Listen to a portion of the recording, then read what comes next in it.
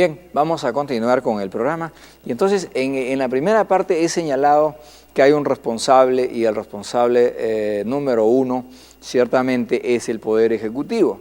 He hablado de Coopera Perú, me he referido al Ministerio de la Producción, quien es el responsable justamente de fijar la línea maestra, quien debe tener el plan nacional para poder garantizar la articulación de estas más de 5 millones de micro y pequeñas y medianas empresas existentes en nuestro país.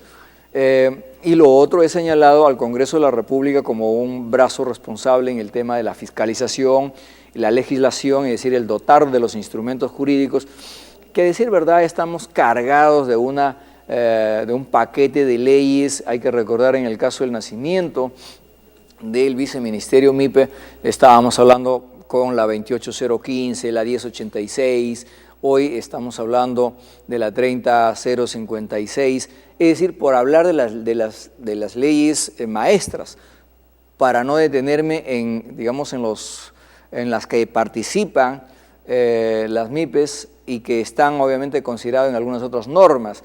Pero dentro de ese contexto hay que hacer también una parte de responsabilidad del sector privado. Y aquí, por ejemplo, en la parte gremial, donde la dirigencia de las micro y pequeñas empresas está tan diverso, tan diversificado, tan, digamos, disperso es la palabra, tan disperso, que no logra asumir fuerzas. En consecuencia, por un lado están haciendo el esfuerzo para lograr objetivos internos, llámese la compra de un terreno, de un mercado, de un local industrial, de algún sector, como el caso de Metalmecánica, la cual me parece que es uno de los más relevantes. En el caso de los parques industriales, un tanto haciendo saneamiento físico legal, tienen problemas con algunas propiedades. Entonces, esto no está dando lugar para poder fortalecer una institucionalidad y liderazgo nacional. Muy poco se puede leer en los medios de comunicación, ya sea radiales, o escuchar en la radio, o ver en la televisión, o leer en los medios escritos, incluyendo el internet. Es poca la participación, en este caso, de la dirigencia de la micro y pequeña empresa. Entonces, allí es donde necesitamos empezar a trabajar, y urgente, porque los gobiernos que han estado, el que está actualmente, el gobierno de turno, y quienes van a asumir seguramente en el próximo ejercicio 2016, va a suceder algo similar. Desde el año 90, para recordar, cuando se forma la Confederación Nacional de la Micro, Pequeña y Mediana Empresa, Micro y Pequeña Empresa, el CONAMIPE, pero antes de ello estábamos hablando de la PEMIPE, una institución que logró caminar casi por todas las regiones del Perú. El CONAMIPE tuvo su momento y de igual forma cruzó ciertas fronteras regionales y empezó a trabajar. Ahora, de cuando en cuando, hacen algún pronunciamiento, pero entendemos sin renovación de la directiva, sin mayor propuesta conjunta, digamos, entre gremios de la micro y pequeña y mediana empresa del país. Esto nos lleva a nosotros también a hacer un mea culpa. Nosotros hemos elegido un consejo directivo que lidera nuestro colega Dalmacio Hidalgo Oroche. Me estoy refiriendo al Consejo Nacional de la Micro, Pequeña y Mediana Empresa, a CONPIMEP.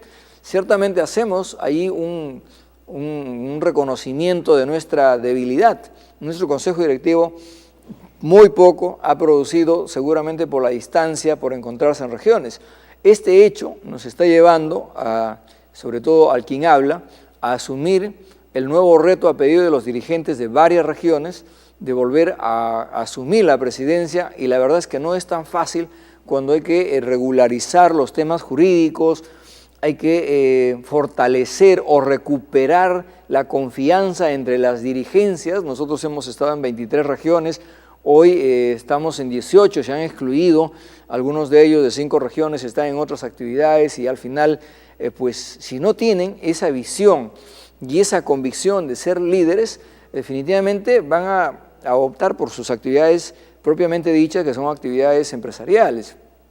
No debemos de desmayar a nuestros amigos dirigentes de la micro, pequeña y mediana empresa, estar dentro de Compimep o estar dentro del CONAMIPE o dentro de la PEMIPE o dentro de la PELIMA o dentro de la Coordinadora Lima Norte o de la Confederación Nacional que ha sido formada hace poco tiempo, promovida por el congresista Ángel Neira, independiente en qué institución se encuentre, lo que creo es que hay que fortalecer en una línea, en una visión Perú.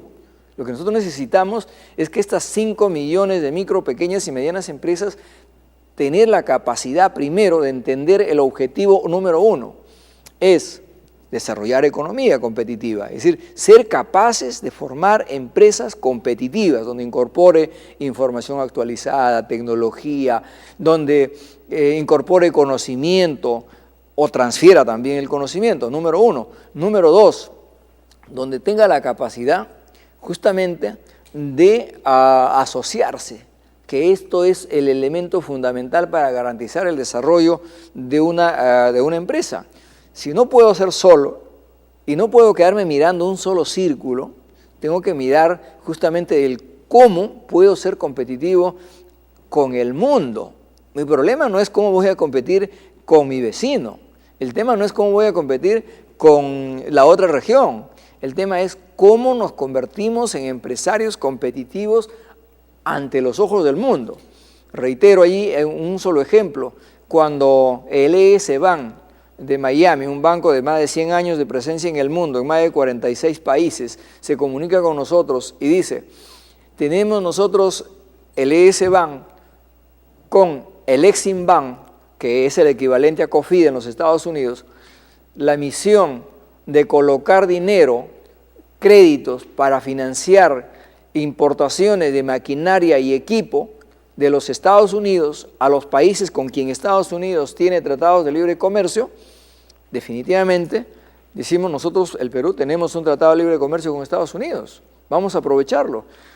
Las modalidades de pago cada 6 meses, posible periodo de evolución hasta 7 años, posible periodo de gracia hasta 2 años, promedio que podría darse en los intereses 6.5 al año, es decir, ventajas importantes, financiado el 85%, 15% la aporta el comprador de la máquina o el equipo. ¿Por cuánto de dinero? Por lo que calificas. Es decir, tu operación puede ser por $500,000, $1 millón, $2 millones, más de $2 millones. Pero ¿cómo se puede lograr eso? A través de la asociatividad. Porque no vas a comprar, tú quieres comprar una troqueladora, una remalladora, una pretinadora, una fresadora, un torno o un equipo de automotriz.